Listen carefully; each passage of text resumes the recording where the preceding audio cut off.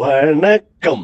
நிலமலை தொலைக்காட்சியின் நகர்வள பகுதி செய்திகளை வாசிப்பது மலைகளின் அரசி நிலமலை அன்பில்.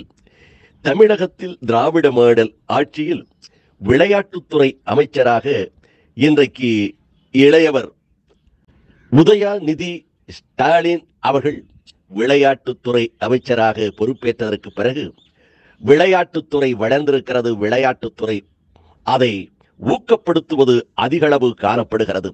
இளைஞர்களும் விளையாட்டில் தனி ஆர்வம் செலுத்தி வருகிறார்கள். தமிழகம் முழுவதும் பல்வேறு இடங்களிலே இன்றைக்கு விளையாட்டுப் போட்டிகள் சிறப்போடு ஆக்கத்தோடும் ஊக்கத்தோடும் வேகமாக நடைபெற்று வருகிறது.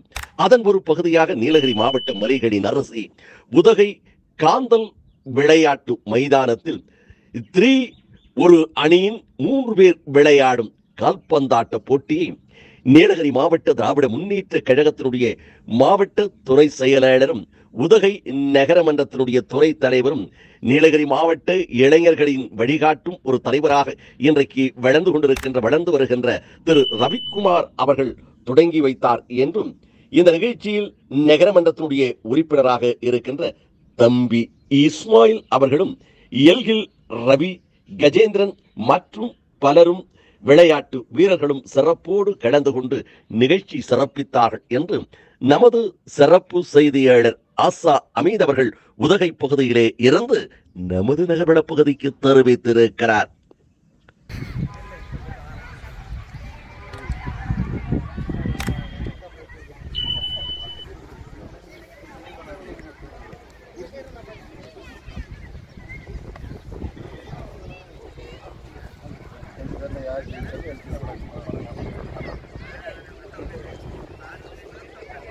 இத்தோடு நகர்வளம் நிறைவு பெறுகிறது.